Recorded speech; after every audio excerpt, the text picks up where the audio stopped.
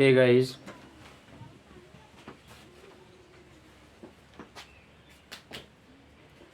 Welcome back English grammar with Ashok sir के channel में आप सभी का स्वागत है। आज हमने आप सबके लिए एक नया वीडियो लेकर के आया हूँ my dear student.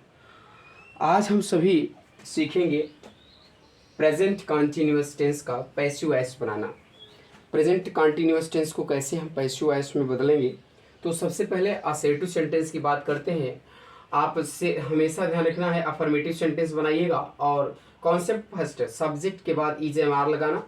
According to subject अनुसार आप हेल्पिंग वर्ब का प्रयोग करेंगे, फिर इसके बाद वर्ब के थर्ड फॉर्म का बीइंग का प्रयोग करना, फिर वर्ब के थर्ड फॉर्म का प्रयोग करना और आफ्टर V3 के बाद बाई का यूज करना, फिर इसके बाद ऑब्जेक्ट, फिर अदर वर्ड का इस्तेमाल करना। या फिर आप ऐसा भी कर सकते हैं मेरे प्यारे छात्रों कि अदर वर्ड को बाई से पहले भी लिखा जा सकता है। अदर वर्ड को बाई से पहले भी लिखा जा सकता है। तो चलिए शुरुआत करते हैं। यहाँ लिखा है the teacher is teaching the students.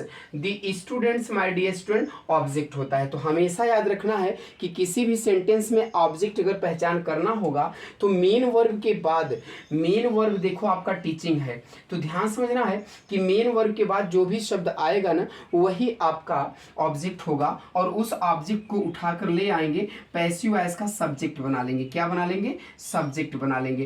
तो स्टूडेंट्स लिख दिए, दी स्टूडेंट्स। अब स्टूडेंट एज अ प्लूरल, तो वर्ब भी कैसा लगना चाहिए? हेल्पिंग वर्ब भी प्लूरल का प्रयोग करना चाहिए। फिर बीइंग का प्रयोग करेंगे मेरे प्यारे छात्रों। फिर इसके बाद टीच का थर्ड फॉर्म क्या होता है? टाट।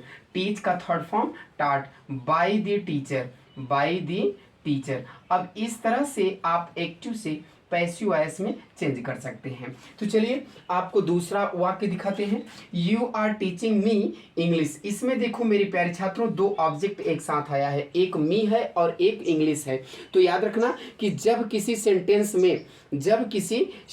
में दो ऑब्जेक्ट एक साथ आए तो ध्यान रखना दोनों ऑब्जेक्ट अलग अलग होते हैं। एक डायरेक्ट ऑब्जेक्ट होता है और एक इनडायरेक्ट ऑब्जेक्ट होता है। तो चलिए हम दोनों तरह से बनाकर दिखाते हैं। अगर हम डायरेक्ट ऑब्जेक्ट, डायरेक्ट मतलब निर्जीव, अगर हम डायरेक्ट ऑब्जेक्ट को सब्जेक्ट बनाते हैं मेरे प्यारे छात्रों, पैसिव वॉइस का सब्जेक्ट बनाते हैं, तो याद रखना है कि इनडायरेक्ट ऑब्जेक्ट को रखने से पहले किसका इस्तेमाल करना पड़ेगा? इनडायरेक्ट ऑब्जेक्ट को रखने से पहले टू का प्रयोग करते हैं। किसका प्रयोग करते हैं मेरे प्यारे छात्रों?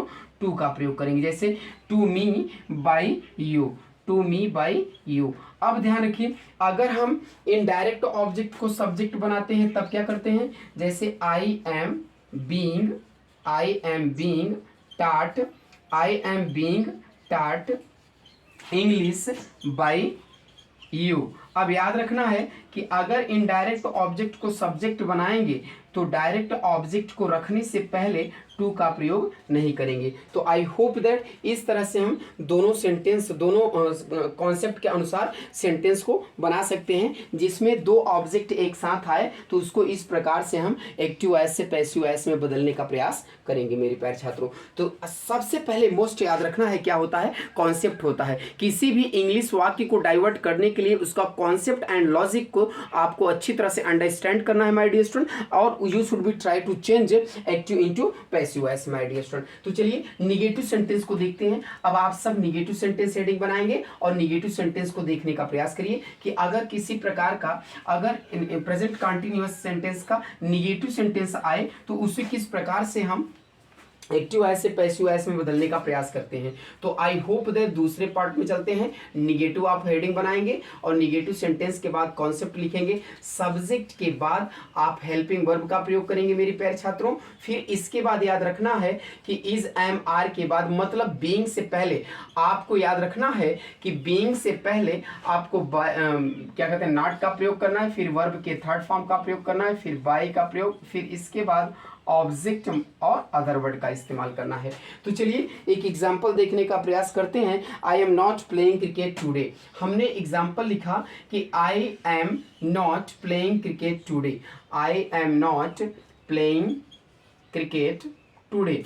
I am not playing cricket today. इस प्रकार से आपको याद रखना है कि एक्टिव वॉइस से पैसिव वॉइस में बदलना है। तो अब ध्यान रखना है मेरे प्यारे छात्रों, मेन वर्ब क्या है? मेन वर्ब है प्लेइंग, तो इसके बाद वाला शब्द ही ऑब्जेक्ट होता है। इसके बाद वाला आने वाला नाउन या प्रोनाउन ऑब्जेक्ट होता है माय डियर। तो सबसे पहले क्रिकेट को आप लिखेंगे, cricket is not cricket singular है माय डियर स्टूडेंट, तो इसके साथ वर्ब भी सिंगुलर लगना चाहिए। Cricket is not being played, cricket is not being played by me today, by me today, या टुडे बाय मी भी कर सकते हैं my dear student. Today adverb है, उसको पहले आप बाय से पहले भी लिख सकते हैं। सेकंड एग्जांपल देखने का प्रयास करते हैं। सेकंड एग्जांपल मैंने लिखा कि माय सिस्टर इज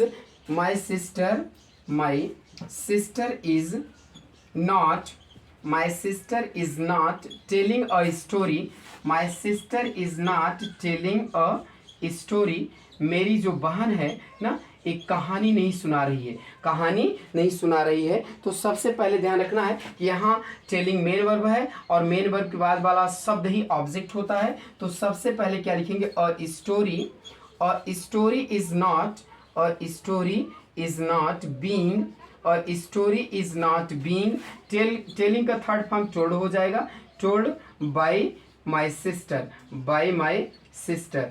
अब यहाँ पर आपको इसी तरह से इंट्रोगेटिव सेंटेंस भी आप बना सकते हैं माय डियर स्टूडेंट। हम एक दो एग्जांपल दे करके, कॉन्सेप्ट दे करके आपको समझाने का प्रयास कर रहे हैं। आप याद रखना है कि अगला कॉन्सेप्ट आप हेडिंग बनाएंगे इंट्रोगेटिव सेंटेंस, और दोनों तरह से हम कॉन्सेप्ट को सीखते हैं और ढेर सारा एग्जाम्पल बनाने का प्रयास करते हैं। मेरे प्यारे छात्रों, आप अंग्रेजी का आपका तब सुधार हो सकता है जब आप न घर पर बैठ कर न आप मीनिंग याद करेंगे, घर पर बैठ करके ना आप सेंटेंस को बनाने का प्रयास करेंगे। आप कहीं पर भी हैं, किसी भी सिचुएशन में हैं, you should be think about English, don't think about Hindi my dear student. आपको ना इंग्लिश के बारे में सोचना है।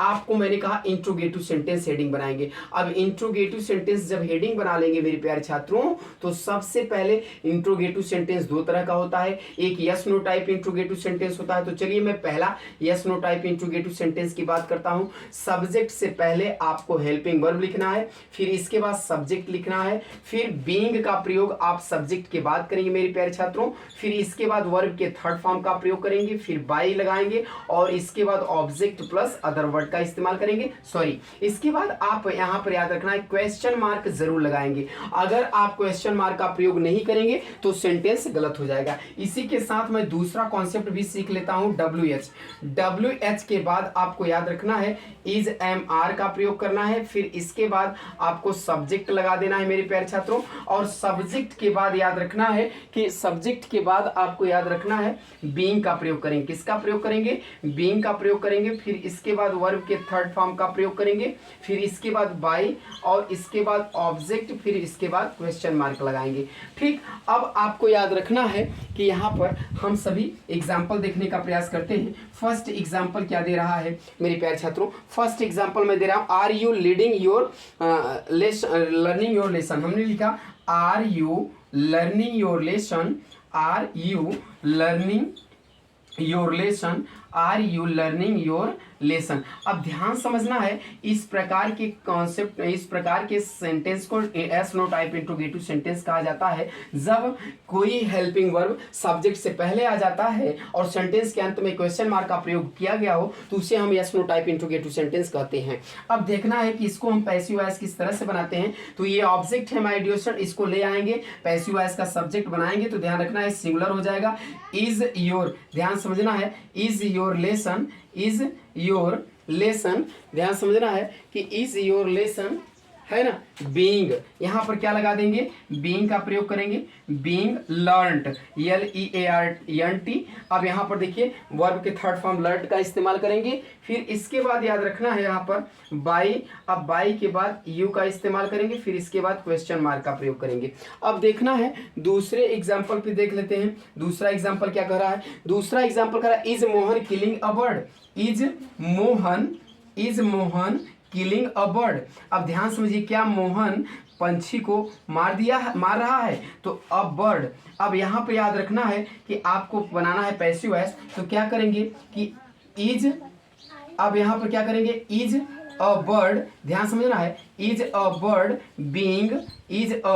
बीइंग किल्ड, क्या लगाएंगे, killed by Mohan, killed by Mohan. तो आई होप दैट इस तरह से आप किसी एक्टिव वॉइस को पैसिव वॉइस में चेंज कर सकते हैं। अब आज चलते हैं WH टाइप इंट्रोगेटिव सेंटेंस का हम देखने का प्रयास करते हैं। मेरे प्यारे छात्रों, आपको कॉपी कलम लेकर के बैठ जाना है और आप सभी ना English grammar with Ashok sir के साथ इंग्लिश पढ़ रहे हैं, तो मैं यही कहूंगा कि आप सब ना ऐसे ही छोटे छोटे एग्जाम्पल को बनाने का प्रयास करिए और इससे आपका ना अंग्रेजी बोलना आ जाएगा, आपका अंग्रेजी सुधर जाएगा माय डियर स्टूडेंट। आपको मेरी गारंटी है कि मैं आपको इंग्लिश सुधार दूंगा माय डियर स्टूडेंट। तो आप ऐसे ही जुड़े रहिए। चलिए अगला एग्जाम्पल देखते हैं। वाई ध्यान समझिएगा, हमने लिखा क्या, why are you calling him, why are you calling him, ध्यान समझना है, why are you calling him. अब इस तरह के एग्जाम्पल को WH टाइप इंट्रोगेटिव सेंटेंस कहा जाता है माय डियर स्टूडेंट। अब ध्यान समझिए कि अगर किसी सेंटेंस में WH टाइप इंट्रोगेटिव वर्ड आया हो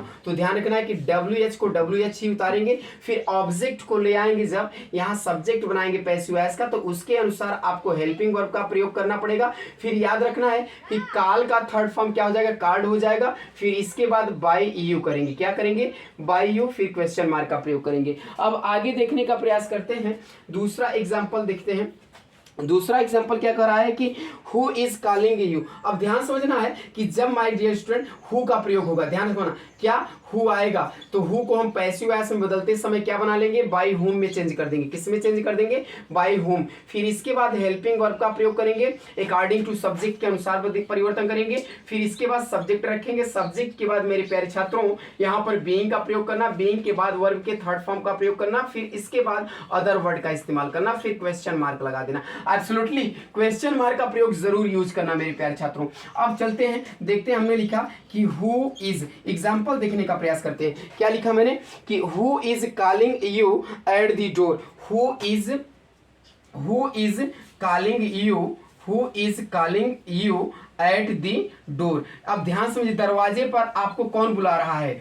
अब यहां पर ध्यान रखना है कि who is calling you eight the door, तो पैसिव वॉइस में बदलेंगे तो ध्यान समझना है कि हु को किस में चेंज कर देंगे, बाय हुम में, बाय हुम। अब ध्यान समझना है यू है तो by whom are you, sorry by whom are you. अब यहाँ पर बीइंग लगा देंगे, सब्जेक्ट के बाद बीइंग का प्रयोग करेंगे। काल का थर्ड फॉर्म कार्ड हो जाएगा my dear student, card at the door, at the door हो जाएगा मेरे प्यारे छात्रों। इस तरह से ना आप एक नहीं हजारों सेंटेंस आप बना सकते हैं। अगर ध्यान समझिएगा मेरे प्यारे छात्रों, व्हाट का प्रयोग हुआ होगा तो सबसे पहले व्हाट लिखना, और व्हाट को ध्यान समझना है कि व्हाट के भी साथ हमेशा सिंगुलर वर्ब आता है, हमेशा सिंगुलर वर्ब का प्रयोग करना, फिर बीइंग का प्रयोग करना, फिर इसके बाद वर्ब के थर्ड फॉर्म का प्रयोग करना, फिर इसके बाद आप बाय का प्रयोग करना, बाय के बाद आप ऑब्जेक्ट रखना, फिर क्वेश्चन मार्क का प्रयोग करना। अब चलिए एग्जाम्पल देखने का प्रयास करते हैं, एग्जाम्पल कैसे होता है। तो अब आपको ध्यान समझना है कि मैं एग्जाम्पल दिखा देता हूं,